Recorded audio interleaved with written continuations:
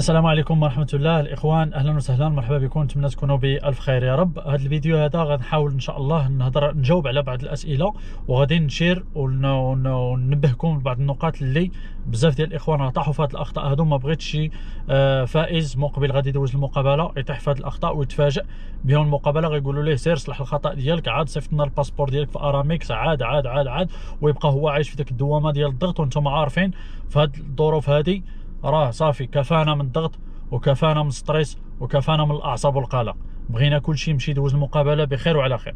فغادي نهضر على النقطه الاولى، هي ديال الفورم او الاستمارات 55 35. شنو هي هاد الفورم هذه ولمن كتعطى؟ الا رجعتوا للفيديوهات السابقه وكان ديما نكرر عليها ان هضرنا على هذا الشيء.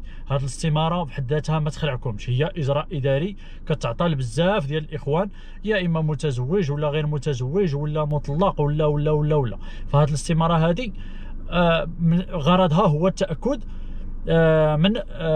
من بعض المعلومات. هي استماره بحالها بحال الاستمارات الاخرين، يعني مجموعه، عباره عن مجموعه ديال المعلومات شخصيه او مهنيه او عائليه، يعني كتعاود تعمرها. واخا انا متاكد كاع الاخوان راه داك المعلومات عمرتوهم في الاستماره ديال دي اس 260، ولكن هذه الاستماره كتعاود تعطى للفائز بغرض التاكد من المعلومات. يعني بحال اللي تعاود تاكد ليا، واخا انت فعلا راه عمرتيها في الدي اس وجيتي عندنا المقابله وعاود سولناك وعطيتينا ذاك المعلومات، غنزيدوا ناكدوا عليك المره الثالثه، سير عمرنا هذه الاستماره هذه وصيفطها لنا. فهذا اجراء اداري.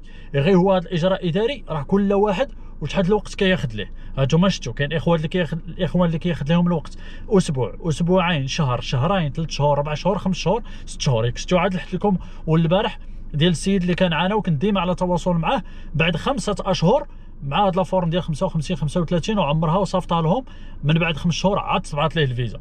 اذا هنا باش يسولني الاخوان، راه سولوني بزاف شحال الوقت كيتخذ هذا الاجراء الاداري، كل واحد والملف ديالو، وما كاينش الوقت محدده. كاين يقدر يجاوبك على سيمانه، على 2 سيمانات، على شهر، على شهرين، على 4 شهور، على 5 شهور، على 6 شهور.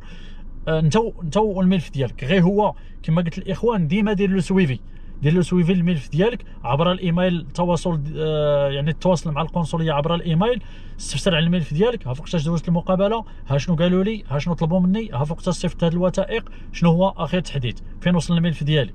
عادي ومن حقك، ما كاينش اللي يقول لك علاش ولا كيفاش ولا مناش. هذا من جهه. هذه هي لا فورم ديال 55 35. التاثير ديالو واش كيأثر ولا لا؟ كيأثر غير في التاخير، يعني كيأثر عليك، كتاخر لك الفيزا ديالك. فعود انت كنتي غتاخذها في ذاك السيمانه الاولى فاش دوزتي ولا 2 سيمانات، غتولي ما تاخذها على 4 شهور ولا 5 شهور ولا 3 شهور ولا شهر ولا شهرين ولا. هذا هو التاثير ديال هذا لا فورم ديال 55 35. هنا غندوز النقطه الثانيه اللي هي الاخطاء اللي خصهم يتصلحوا، واللي بعض الاخوان مشاو دوزوا المقابله وكان ضابط الهجره يعني طلب منه انه يمشي يصحح الخطا، والخطا في جواز السفر. وتصور معايا دابا هذا الفيلم هذا. النهار الاول كنت قلت لكم كاين اخطاء اللي راه من طبيعه الحال خصك تصحها. كان عندك خطا في الباسبور مثلا، في الاسم ديالك ولا التاريخ الازدياد ديالك، المهم المعلومات اللي عندك في الباسبور شنو هما؟ معلومات شخصيه، سميتك، كنيتك، الجنسيه ديالك، تاريخ الميلاد ديالك، العنوان ديالك، والنمره ديال الباسبور. اذا كان عندك هذا شي خطا من هذه الاخطاء هذو، في هذه الاسماء هذو، في هذه المعلومات هذو، من غير اللي عندك في البكالوريا وعقد الازدياد والاسم ديال الام وداك الشيء، فراه ضروري غتصلح. يعني خطا، غير كنهضروا على خطا، راه خطا. سميتي انا غلطه، فعود انا كنيتي كمال دايرين لي كاما، خصني في رائل. سميتي عبد الحميد دايرين لي عبد المجيد، راه خطا. شنو واش عبد المجيد هو عبد الحميد؟ راه خطا. خصني نمشي نصحح الباسبور ديالي قبل ما نوصل للمقابله.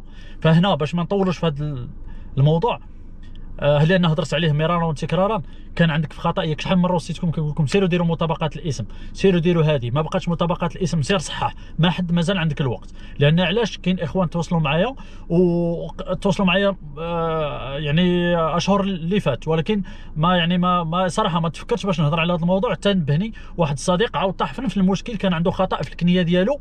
مثلا الكنيه ديالو شنقولوا، مثلا نخلي نعطي مثال بسميتي انا، كنيتو مثلا كمال في البكالوريا وفي عقل الازدياد وفي لاكارت ناسيونال، ولكن هو فاش مشى صوب الباسبور صوبها بلا كارت ناسيونال، وبالتالي لا كارت ناسيونال الكنيه غلطه، وداروا ليه الباسبور بداك الغلط في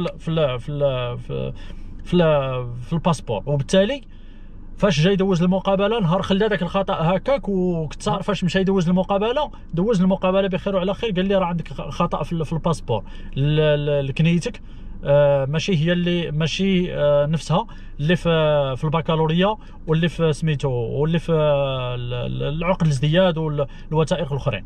علاش؟ لان سميتو مكتوبه مثلا كمال، كنيتو مكتوبه كمال، ولكن في لاكارت ناسيونال في الباسبور مكتوبه كما، وكاين اسباس عاد ال، يعني داك الاسباس ما خصوش يكون، هذاك راه خطا خصو يتصلح.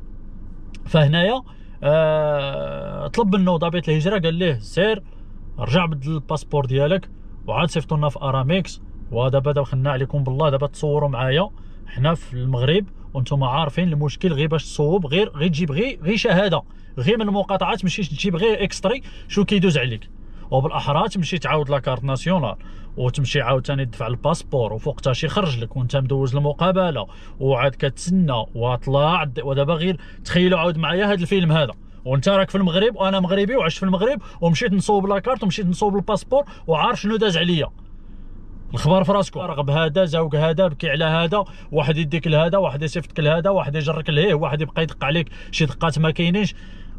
ودابا فهمتوني، دابا انا غير كنوصل لكم هذا الشيء، اللي ما كيعجبنيش هو علاش ما كتستشروش وغتمشي ما عليك ما بيك حتى كتصدم، يقول لك سير عاود لي الباسبور. هو ضابط الهجره ما خسر عليك والو، قال لي سير عاود لي الباسبور. وبالتالي فاش مشاو كيطابقوا كيشوفوا البكالوريا مع الباسبور ديالو، لان لاكارت ناسيونال في المقابله ما غاديش تحتاجها، لقاو السميه فيها واحد ليسباس، هنا فيها ليسباس وهنا ما كاينش ليسباس، وبالتالي هذا خطا خصو يتصلح. هو قال لي سير خرج عاود الباسبور، واذا به هذا الاخ مسكين جرا طلب ورغب وزوق باش يصوب يعاود لي. راكم عارف باش تصوب الباسبور خصك تجدد لاكارت ناسيونال، هي الاولى بها كطلع الباسبور، وسير جيب شهاده السكنه وجيب كذا وجيب عقد الازدياد وجيب الخبر في راسكم. فانتبهوا الاخوه من هذه الاخطاء هذو رجاء، انتبهوا من هذه الاخطاء، الله يجازيكم بخير. ندوزو النقطه المواليه، الا وهو المستضيف. والله العظيم الى شي بعض المرات كثرت الهم كتضحك، اقسم بالله العلي العظيم الا كنسمعوا شي حوايج، وانا متاكد الاخوان اللي هنا في امريكا راه كيجيوهم يعني لا طلبات لا مشاكل لا كيسمعوا شي حوايج، راه لا اله الا الله محمد رسول الله. فكما راه قلتها لكم مرارا، بزاف ديال الاخوان خوا بهم المستضيف وكيطلبونا وكيترجاو. خويا كمال الفيزا قطعنا، الفيزا خديناها والبي الطياره قطعناه، دابا المشكل قطعوا البي ديال الطياره، يعني خصو يجي في ذاك التاريخ. ودابا كي غادي دير الاخوان، انا قلت لكم راه الله يحسن العوينه عباد الله، راه كل واحد والظروف ديالو. انا بعدا شخصيا والله العظيم الا وليت كنحشم، لان كلشي طلبته، عاود كنرجع نطلب داكشي، كنقول له انا مزاوق اخويا الا كتعرف شي واحد اخر، المهم غير كيفاش ما نخليوش هاد الناس هادو يضيعوا، يجيو غير. انا اللي جا لهنا لميريلاند وكان عندي زعما يجيني غير في الوقيته اللي انا خدته، والله تنجي عنده نهزو بعدا غير يقول لي فين غادي يمشي، نهزو من المطار ونديه ما كاينش مشكل. ولكن دابا كيتصاب كل واحد فين كيمشي، واحد فلوريدا، واحد لشيكاغو، واحد لاوهايو، واحد وراه ما يمكنليش انا يكون عندي صحابي كاملين في هذه الولايات، راه مستحيل، راه ماشي انا هو بيضا راه ما يمكنش. وانتم عارفين كل واحد الاخوان انا متاكد هنا في امريكا كل واحد راه كيساعد على قد الاستطاعه ديالو. الناس راه خدامه مشغوله مستريسيه مع الوقت، كدابز حتى هي مع الوقت باش توفر القوت اليومي ديالها وديال عائلتها، وعاد العائله في المغرب خلاص، المغرب غير حديث ولا حرج. وراه كنتاسفوا عباد الله والله العظيم، ما راه واحد اللحظه كتوصل كتبلوكا، ما لقيناش الجهد صراحه. والله انا دابا كنهضر على راسي، راه ما لقيتش الجهد، لان بزاف وماشي واحد ماشي جوج ماشي ثلاثه ماشي اربعه كخويا. راه وهذا الشيء الا رجعتوا كنت اكدت، انا كنقول لكم انا مزاوق، راه الناس اللي كتعرفوا في الانترنت راه غدا ولا بعدا راه غيتقلب عليك. وهنا فاش كنأكد على ضروره المستضيف، يعني المقابله كيلعب دور مهم جدا. راه في المقابله غير كيسولك ضابط الهجره فين كتعرف هذا السيد ولا اش كيجيك، راه كيسولك باش غير يعرف يتبازا داك السيد الا قلت ليه غير صاحبي ولا غير تعرفت عليه، اوتوماتيكمون راه كون اكيد كيزيد يعمق لك يحفر لك في الملف ديالك، كيقول لك هذا السيد راه غدا ولا بعدا راه غيخوي بك. صاحبك راه يمكن يقول لك راه ما يعقلش عليك، راه ما يمكنلوش يضمنك، صاحبك غدا غيدفع لك التليفون. اما الا قلت ليه انا عمك ولا خالك ولا او موان بعدا كتكون داك نسبه القرابه كتشفع لك، كتقول هذا راه عمك ولا خوك ولا خالك ولا خالتك ولا نسيبك، راه ما يمكنش يتخلى عليك، حيت القرابه اللي كتجمعكم راه غيشوف فيك، غيشوف وجه الله فيك كما كنقولوا. واخا حنا عارفين كاين واحد الاقليه اللي حتى هما راه كيخويو بالفائز، ما كيطفيو عليه التليفون وكيجيه فرا كيقول ليه ما نستقبلكش. هادو راه عائله يحصرها هي الايام يعني كما كنقولوا، وانتم عارفين هادشي. ولكن هنا كنأكد عليها رجاء الاخوان، وخاصه دابا ديفي 23، وخاصه اللي غادي يدوزوا في هذه المقابله في هذه الاشهر الاولى. فالمستضيف راه كيلعب دور كبير يوم المقابله، وكيعطيك حتى هو واحد النسبه كبيره 50 حتى 60% ديال الفيزا مقبوله، ان هذاك الشخص فين كتعرفوا شنو صلات القرابه بينك وبينه، واش صاحبك، واش من عائلتك، واش خوك، واش المهم شنو هي صلات القرابه ديالك.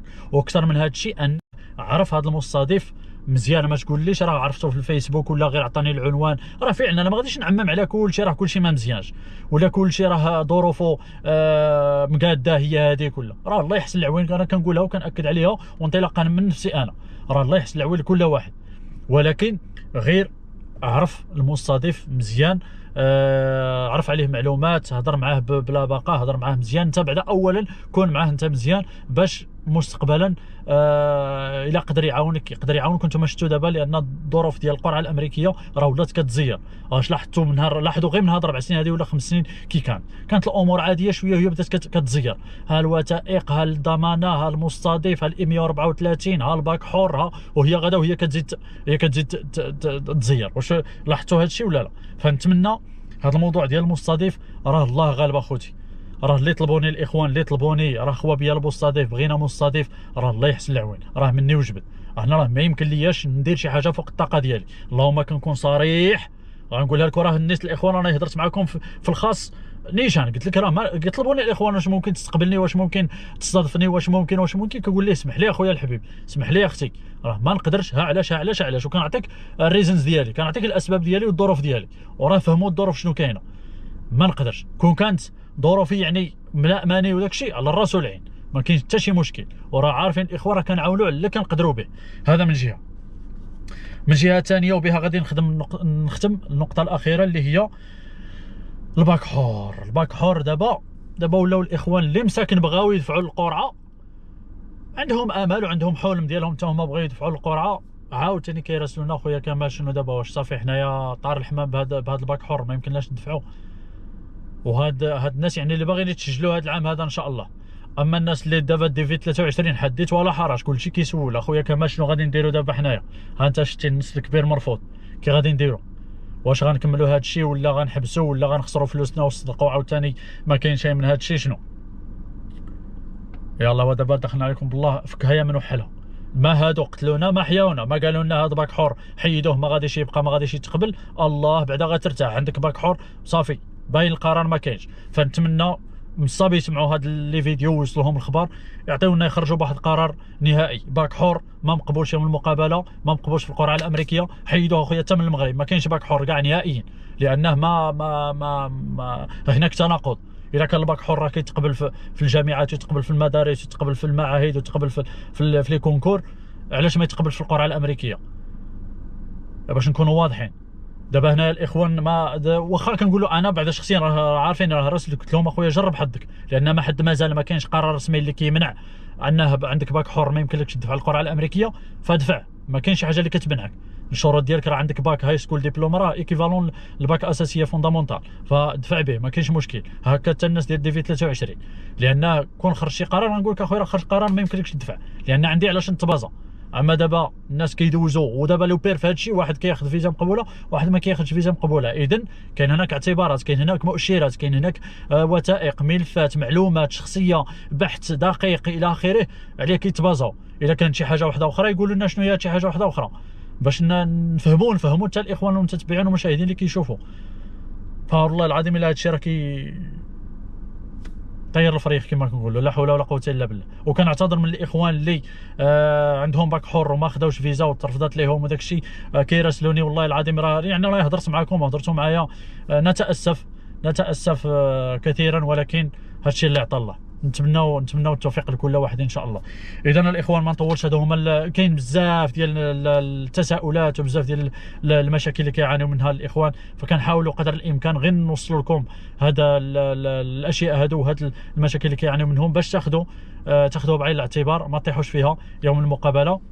ونحاولوا موان نوري لكم واحد الصوره على كيفاش الاخوان كيدوزوا المقابله وكيفاش الاجراءات ديال الفحص الطبي الى غير ذلك. سوف نوافيكم ان شاء الله فيديو قادم بتجارب بعض الاخوان ان شاء الله الرحمن الرحيم، وغالبا فيهم تجارب ديال الناس ديال باكحور باش تعرفوا كيفاش دازت عندهم مقابله يعني بنجاح وخذوا فيزا مقبوله، والاخرين عاوتاني راكم الاغلبيه شفتوهم انه ما سعفهمش الحظ. الى هنا كمال يحييكم الى فيديو قادم. السلام عليكم ورحمه الله.